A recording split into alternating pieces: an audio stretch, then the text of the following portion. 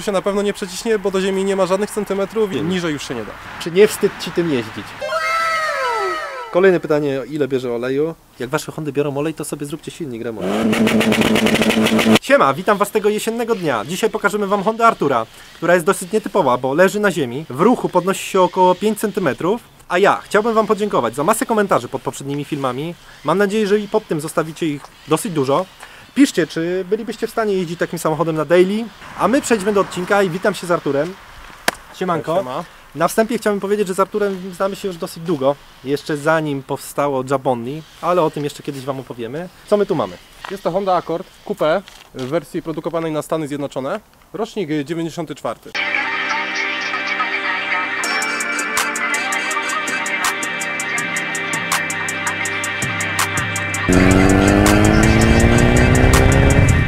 Jaki tu jest silnik bazowo? Bazowo jest tutaj 2,2 litra o mocy 150 koni mechanicznych. I teraz wspomniałeś, że on jest uturbiony, tak? Tak, jest uturbiony. 0,7 bara do ładowania jest na chwilę obecną. Ile mocy generuje od razu na Na początku chwilę powiedzmy? obecną w granicach 280 koni mechanicznych. Jest zakuty? Od razu powiedzmy. Nie, nie tak. jest zakuty, to jest jeszcze seryjny No to silnik. tym bardziej dużo chyba, Tak, nie? tym bardziej. Do tej pory nie ma z nim żadnych problemów. Będziemy sprawdzać, co będzie dalej. No, Na zimę są inne plany, będzie zakuwany, moc będzie podnoszona. To jak już przy silniku jesteśmy, to otwieraj od razu machę. Zobaczymy, co tam się kryje.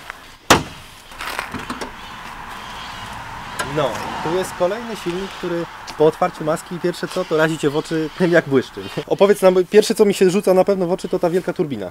To stąd się generują te na pewno konie. Co to jest za turbo, jakbyś mógł powiedzieć? Turbo jest dość duże jak na ten silnik, jest to turbo GT35. Nie powoduje to, że ma jakąś dużą turbodziurę? Nie, wręcz przeciwnie, bardzo fajnie wstaje w granicach 3000 obrotów, maksymalne doładowanie osiągamy już przy 3600. I wszystko robiłeś samemu? Tak, wszystko ja zrobiłem sam. A coś w aucie nie robiłeś sam? Nie, na chwilę obecną to auto jest zbudowane tylko i wyłącznie moimi rękami. Co jeszcze się zmieniło pod maską? Co nam możesz powiedzieć? Jest zmieniony kolektor ssący. Kolektor ssący jest założony większy. Kolektor jest przespawany, jest dopasowany do tego silnika, wszystko to jest tak jak trzeba. Mogę dodać, że jest zmieniona skrzynia biegów. Skrzynia biegów pochodzi z japońskiej Preludy. Do tego jest założony lekki zamach. Niestety, wcześniej auto też było budowane pod mocne NA, przez co jest lekki zamach, jest krótka skrzynia biegów, ale bardzo mi się to podoba, bo auto nie służy jako daily, tylko do takiej zabawy weekendowej, więc fajnie przenosi moc, jest bardzo żwawe, dlatego póki co to setup zostaje tak jak jest. Niestety brakuje jeszcze tylko szpery, ale to wszystko z czasem. Żeby tutaj też było ładnie pod maską, przerobiłem wiązkę silnikową, część pochowałem i przede wszystkim przejścia do auta są zrobione w innych miejscach. Wszystko jest zrobione bezpiecznie. Miałeś jakieś problemy przy przerabianiu wiązki? Nie było żadnych problemów, zrobiłem to bardzo skrupulatnie, starałem się wszystko zrobić bardzo dobrze, przez co schowana wiązka już jest przez 3 lata, nie było z tym najmniejszego problemu. A jaki jest komputer? Jest seryjny, oryginalny? Nie jest seryjny, nie jest oryginalny, jest z Hondy, jest o oznaczeniu P28. Musiał być taki założony ze względu na to, że auto musiało jechać na strojenie po dołożeniu turbosprężarki. I masz tylko jedną mapę zapiętą? Tak, tylko jedna mapa jest zapięta. Robić moc, to robić moc, prawda? No tak, nie żeby ją zmniejszyć. Dokładnie tak. Dobra, no to pod machą mamy omówione, zamykaj machę. Pierwsze co mi się rzuca w oczy, patrząc na to auto, to kolor. To jest seryjny kolor? Nie, to nie jest seryjny kolor. Oryginalnie auto było troszkę jaśniejsze, nie było aż tak bardzo bordowe. Kolor jest z Volkswagena Passata. Są jakieś inne jeszcze rozwiązania z jakichś innych samochodów? Dość dużo. Przede wszystkim dokładki, które są pozakładane na to auto, są z innych samochodów, które są po prostu dopasowane do tego modelu. Progi są z Mitsubishi Diamante, które są odpowiednio przerobione i dopasowane, żeby pasowały. Tylnia dokładka jest założona z Preludy 5. generacji. Też jest przerobiona, niestety była za wąska, musiałem ją poszerzać. A przednia dokładka? Przednia dokładka jest akurat dedykowana do tego samochodu i jest wykonana z karbonu. Pomalowana po prostu w kolor auta ze względu na to, że karbon nie miał, że tak powiem, do czego tutaj pasować. Jest zbyt mało akcentu karbonu. Kolejna rzecz, jak patrzymy od boku na samochód, no to rzucają się w oczy felgi. Co to są za felgi? Felgi jest to Real Model F1. Dość wąskie, ze względu na to, że mają tylko 8,5 cala. Są z tego samego rocznika co auto i bardzo pasują do danej epoki. I one są trzyczęściowe, ranty masz osobno, tak? To są felgi dwuczęściowe. Okej, dwuczęściowe. Rotor i bęben jest z jedną częścią, a rand jest osobną częścią. A hamulce? Coś robiłeś z układem hamulcowym? No niestety na chwilę obecną jeszcze plany na hamulce są dopiero na tą zimę. Hamulce póki co są seryjne. To przy takiej mocy na seryjnych hamplach? Nie boisz się? Nie boję się, bo nie są znowu jakieś małe, ale trzeba je troszkę wzmocnić, bo wiadomo, bezpieczeństwo przede wszystkim. No i teraz rzecz w sumie chyba najistotniejsza. Zawias. Co tu mamy za zawias? Jak Jest to zawieszenie typu iRide, jest to zbudowane na gwincie koni. Każde koło jest sterowane osobno, podnosi się jakieś 5 cm, ze względu na to, że ja doszedłem do wniosku, że auto musi tak samo dobrze wyglądać jak jedzie i tak samo dobrze wyglądać jak stoi. Tak byś podniósł go na pół metra i by wyglądał jak traktor, nie? Dokładnie tak, Jadąc. dokładnie tak, a tutaj nie o to chodzi w tym wszystkim, bo fajnie jak auto też ładnie wygląda podczas jazdy. Czy jak go puścisz na sam dół, tak jak teraz leży, czy on może ruszyć wtedy?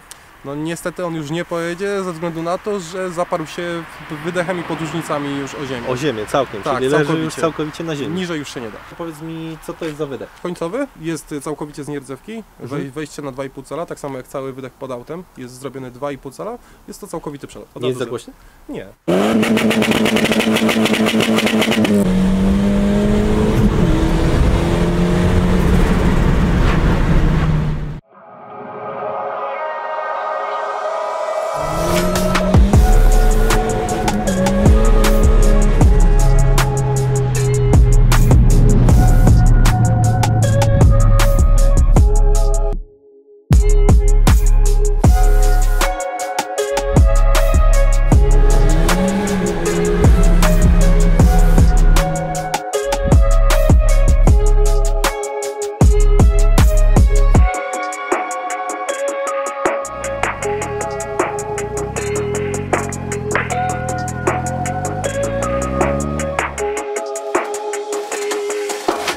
Da się to wytrzymać. No na wolnosącym na pewno byś nie wytrzymał. Nie, wolnosący na pewno będzie nie wytrzymać. Dobra, a ten ducktail, który masz tu z tyłu, to jest Y- oryginał? Nie, Ducktail to nie jest oryginał, Ducktail to jest custom zrobiony na tą klapę, dokładnie. Zrobił to taki chłopak, zrobił 2 sztuki, przez co jedna trafiła właśnie do mnie, no i to jest typowy custom, tylko i wyłącznie do tej klapy i tylko na to auto jest wyprodukowane. Tył mamy omówiony, zawias mamy omówiony, pod maską mamy omówiony, przejdźmy do środka w takim razie. Co tam się zmieniło, nam opowiadaj. Zmieniło się dość wiele, ze względu na to, że to auto oryginalnie miało szarą skórę. Nie podobało mi się to.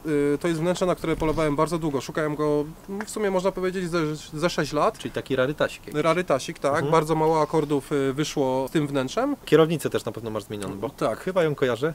tak. Kierownica jest z Civica Typera EP3. Normalnie jest ta taka wielka wielorybia, taka Do, koło, Dokładnie, wiem, dokładnie. tak jak w Civicach starszych, szóstkach na przykład. Dokładnie. Widzę też dużo zegarków. Od czego te zegary i po co ci ich aż tyle?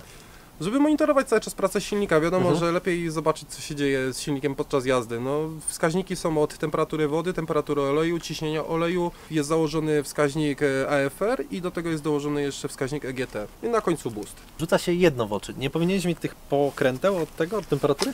Tak, powinny być, no ze względu na to, że wskaźniki fajnie by było te ważniejsze, jakby były na Widoku, nie? widoku cały czas, Mhm. dokładnie. No to regulacja temperatury i nawiewu jest przełożona do schowka. W schowku masz, poważnie? Tak. Pokaż to, bo chcę to zobaczyć. Ale bajer. No czegoś takiego to się nie spodziewałem, że schowałeś to tam aż do schowka. Ale widzę jeszcze jedną śmieszną, ciekawą rzecz. Co to za iPhone tam jest na środku? Jest to pilot do iRide'u zrobiony z obudowy iPhone'a po prostu. A jeszcze mi powiedz, jak już przy tym jesteśmy, masz sterowane każde koło osobno, czy osiowo? Każde koło z osobna jest sterowane. Jest zrobione ze względu na to, że jeśli jest sterowane osiami, no to mamy przepływy, których nie chcemy, bo auto wtedy jest niestabilne na drodze. Musielibyśmy montować blokadę przepływu, co po prostu się nie opłaca i lepiej już wysterować każde koło z osobna. Gdzie masz upchane to wszystko? Pewnie przypuszczam w bagażniku. Możesz nam pokazać, jak to dokładnie. wygląda? Mogę. Powiem Ci, że kolejny fajny bajer, bo przeważnie wszyscy eksponują tego całego rajda, a Ty go masz tak elegancko schowanego, bo wiesz, jakbyś otworzył bagażnik, to bym nie powiedział, że tam jeszcze pod podłogą coś się kryje. A co byś nam mógł powiedzieć o tym rajdzie jeszcze tutaj? Co to jest za butla, co to za kompresor? Butla jest to 15 litrów, kompresor jest to VIR 444, A ile czasu mu zajmuje, żeby napompować? w granicach minuty. I tak do pełna wtedy butlę. Do pełna, tak, w granicach minuty dobija do pełna. Wyspa zaworowa, tak jak mówiliśmy wcześniej, sterowanie każdego koła z osobno. Jest to wyspa z AliExpress, na której jeździ, że tak powiem, pół naszej sceny tuningowej i wszyscy ją polecają. No, sprawdza się. Oczywiście, że się sprawdza, nie było z nią żadnego problemu, jest u mnie już 2 lata, trzyma ciśnienie. I jak zaświeciłeś zegary, to widzę jeszcze jedną rzecz. Tam na środku normalnie chyba powinna być wyświetlana godzina, a u Ciebie jest coś innego. Co to jest? Jest to wskaźnik do iRide'u, umieszczony w miejscu oryginalnego zegarka. Ogólnie ma 5 wskazań, czyli każde koło osobno i na środku mamy butlę. No to chyba obgadaliśmy całe auto dookoła. czas przejść do pytań od widzów. Zobaczymy, co tam nam zadali, a jak już widziałem, no to było tych pytań dość sporo. Jak tam progi zwalniające przy tak niskim aucie? Kwestia techniki, wszystko się da przejechać. Teraz basic pytanie przy każdej Hondzie, ile bierze oleju? Zaskoczę wszystkich, nie bierze.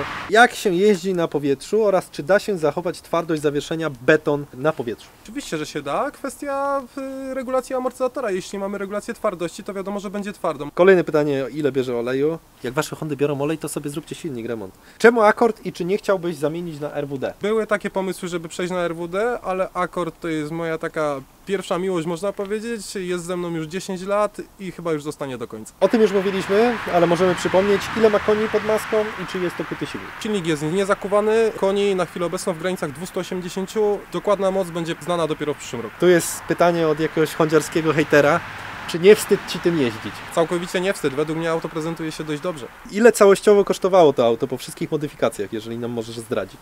Nie wiem, czy mogę, bo moja żona może oglądać Wasz odcinek, ale na pewno było to kilkadziesiąt tysięcy. Czyli paczki przychodziły nie do Ciebie zaadresowane, ale przypadkowo pasowały do tego samochodu. Takich rzeczy też nie mów głośno.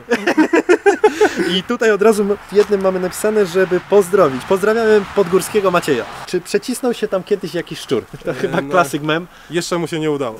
Jeszcze mu się nie udało, szczególnie jak leży, to tam Nie ma szans. mało miejsca, pewnie już nie jednego przygniotłeś, opuszczając go na ziemię. Nie? Bardzo możliwe. Ty, szczur się nie przeciśnie. Jaki kolor został położony na samochodzie? O tym też wspomniałeś, ale krótko możesz przypomnieć. Paleta Volkswagena LB3Y, tylko trzeba uważać, bo są dwa rodzaje tego lakieru. Jeden jest jaśniejszy, drugi jest ciemniejszy, nie wiem skąd ta różnica, a po prostu ja wziąłem ten ciemniejszy, bo jest dużo ładniejszy. Ile do setki? Na chwilę obecną na takim wilgotnym asfalcie, gdzie musiałem ujmować gazu, bo cały czas zrywa atrakcję, udało się zrobić 6 sekund. Na suchym jeszcze nie mierzone. Elegancko. Kolejne pytanie, ile centymetrów do ziemi? I znowu pytają o tego szczura. Czy się przeciśnie? Szczur się na pewno nie przeciśnie, bo do ziemi nie ma żadnych centymetrów. Jeśli chodzi o Jak leży, to kwestię leży totalnie podwozia, na ziemi, tak? auto się położyło pod różnicą na ziemi. Pająki mogą mieć problem. No to grubo. Jak zaczęła się historia z myślą kupienia Accorda?